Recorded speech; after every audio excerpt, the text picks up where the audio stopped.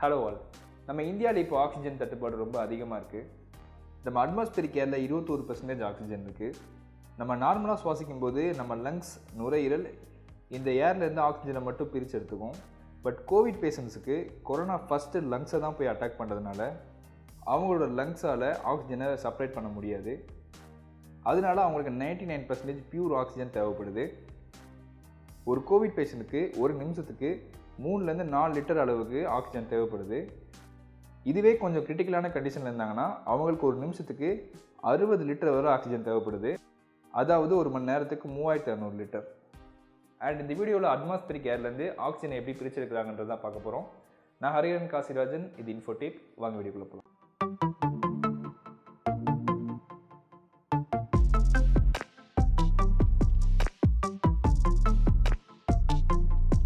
இந்த ஆக்சிஜனை காமனாக 2 மெத்தட் யூஸ் பண்ணி பிரிச்சிருக்கிறாங்க.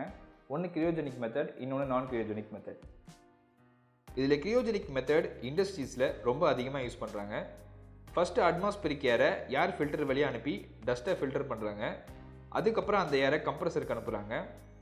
கம்ப்ரஸரில் இந்த ஏரை ஹை ப்ரெஷருக்கு கம்ப்ரஸ் பண்ணுவாங்க. அதுக்கப்புறம் டிஸ்சார்ஜ் வால்வை ஓப்பன் பண்ணி ஃப்ரீசிங் யூனிட்டுக்கு அனுப்புவாங்க. முன்னாடி ஸ்டேஜில் ஏரை அதிகமாக கம்ப்ரஸ் பண்ணதுனால ஏர் ஹீட் ஆகி இருக்கும். ஸோ இந்த ஃப்ரீசிங் யூனிட் ஏரில் இருக்கிற ஹீட்டை அப்சர்வ் பண்ணி கம்ப்ரஸ்ட் ஏரை -200 டிகிரி செல்சியஸுக்கு மாற்றிடும்.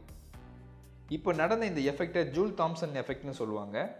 இந்த கம்ப்ரஸ்ட் ஏரை கூல் பண்ணுறதுக்கு அவங்க லிக்யூட் நைட்ரஜனை யூஸ் பண்ணுறாங்க. அப்புறம் இந்த கம்ப்ரஸ்ட் ஏரை சப்ராக்டருக்கு அனுப்புவாங்க. அங்கே ஏரில் இருக்கிற CO2, அதாவது கார்பன் டை ஆக்சைடு ட்ரை ஐஸாக மாறி இருக்கும். ஸோ அதை தனியாக பிரித்து எடுத்துகிட்டு CO2 இல்லாத கம்ப்ரஸ்ட் ஏரை எக்ஸ்பான்ஷன் டர்பைனுக்கு அனுப்புவாங்க. இங்கே இந்த கம்ப்ரஸ்ட் ஏரை எக்ஸ்பேண்ட் பண்ணுவாங்க. ஸோ அது லிக்யூடாக மாறிடும். இந்த ஸ்டேஜில் இதை லிக்யூஃபைடு ஏர்னு சொல்லுவாங்க. இதுக்கப்புறம் இந்த லிக்யூடை ஏர் டிஸ்டிலேஷன் காலமுக்கு அனுப்புவாங்க. அங்கே இந்த லிக்யூடை ஸ்லோவாக பாயில் பண்ணுவாங்க.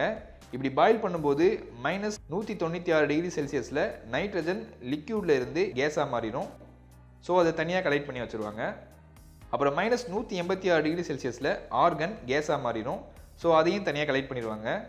ஸோ இப்போ கடைசியாக லிக்யூட் ஆக்சிஜன் மட்டும்தான் இருக்கும். இந்த மெத்தட் தான் நிறைய இடத்துல யூஸ் பண்ணுறாங்க. அப்படி கலெக்ட் பண்ணுற nitrogen chemical industry and ammonia மேனுஃபேக்சரிங்கில் அதிகமாக யூஸ் பண்ணுறாங்க. அண்ட் இந்த ஆர்கான், வெல்டிங் அண்ட் கேஸ்டிங் இண்டஸ்ட்ரியில் அதிகமாக யூஸ் பண்ணுறாங்க. அண்ட் ஆக்சிஜன் நமக்கே தெரியும், மெடிக்கல் அண்ட் ஸ்டீல் இண்டஸ்ட்ரியில் அதிகமாக யூஸ் பண்ணுறாங்க. அண்ட் நம்ம இன்னொரு மெத்தடான நான் கிரியோஜெனிக் ப்ராசஸை பற்றியும் பார்த்துடலாம். கிரியோஜெனிக் ப்ராசஸ் மாதிரியே கம்ப்ரஷன் ஸ்டேஜ் வரைக்கும் ஒரே மாதிரி தான் இருக்கும். அதுக்கப்புறம் இந்த ஏரை ஒரு ஹீட் எக்ஸ்சேஞ்சருக்குள்ளே அனுப்பி ஒரு சிலிண்டருக்குள்ளே அனுப்புவாங்க. அதுக்குள்ளே ஜியோலைட் அப்படின்னு ஒரு சப்ஸ்டன்ஸ் இருக்கும். இதில் நிறைய ஹோல்ஸ் இருக்கும். இந்த ஹோல் வழியாக ஆக்சிஜன் மட்டும்தான் போக முடியும். மற்ற கேஸ்லாம் ஹோலுக்குள்ளே போக முடியாமல் ஃபில்டர் ஆகிரும். பெரும்பாலும் ஆக்சிஜன் கான்சன்ட்ரேட்டர்ஸ் இந்த நான் கிரியோஜெனிக் ப்ராசஸ் மாதிரி தான் ஒர்க் ஆகும். அதோட பியூரிட்டி லெவல் அரௌண்ட் 90 to 95% வரை இருக்கும். இந்த ஜியோலைட்டை நிறைய கண்ட்ரிஸ் நமக்கு கொடுத்து உதவிட்டு இருக்காங்க. அதுலேயும் குறிப்பாக இட்டாலியிலேருந்து 35 டன் ஜியோலைட் இந்தியாவுக்கு அனுப்பிச்சி வச்சுருக்காங்க.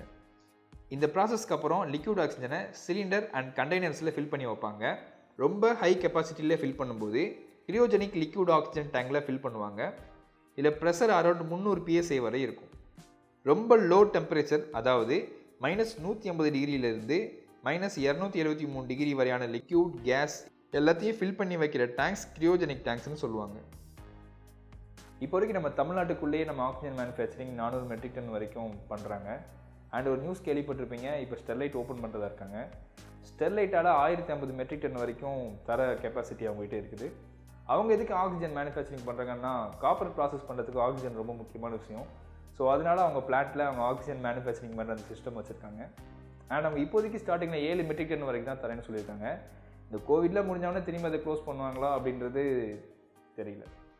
நம்ம நாட்டில் இந்த ஆக்சிஜன் பற்றாக்குறையால் அதிகமாக பாதிக்கப்பட்ட மாநிலம் மத்திய பிரதேஷ். ஏன்னா அவங்ககிட்ட சொல்லிக்கிற அளவுக்கு பெருசாக எதுவும் ஆக்சிஜன் பிளான்ஸ் இல்லை. இந்த ஏர் செப்பரேஷன் ப்ராசஸை ஜெர்மன் சயின்டிஸ்ட் கார்ல் பால் கேட்ஃபீல்டிங் தான் 1895 கண்டுபிடிச்சாங்க. இவங்க இது மட்டும் இல்லை, கம்ப்ரஸ்ட் அமோனியா ரெஃப்ரிஜரேட்டர்ஸை 1876 கண்டுபிடிச்சாங்க. நம்ம சுவாசிக்கிறது ஆக்சிஜன் தான் அப்படின்னு ஜோசப் ப்ரீஸ்லி கண்டுபிடிச்சாங்க. இவங்க ஆக்சிஜன் மட்டும் இல்லை, கார்பனேட்டட் வாட்டரையும் இவங்க தான் கண்டுபிடிச்சாங்க. அதாவது பெப்சி, கோக் அந்த மாதிரி. அண்ட் இந்த வீடியோ அவ்வளோதான். இந்த வீடியோ ரொம்ப பிடிச்சிருக்குன்னு நினைக்கிறேன். இந்த ஆக்சிஜன் ப்ரொடக்ஷன் பற்றி தெரியாத உங்கள் ஃபேமிலி ஃப்ரெண்ட்ஸுக்கு இந்த வீடியோ ஷேர் பண்ணுங்கள். இந்த வீடியோ பிடிச்சிருந்தா லைக் பண்ணுங்கள், கமெண்ட் பண்ணுங்கள் அண்ட் சப்ஸ்கிரைப் பண்ணுங்கள். அடுத்த வீடியோ என்னென்னு பார்த்துருப்பீங்க. அடுத்த வீடியோவில் பார்க்கலாம். பை.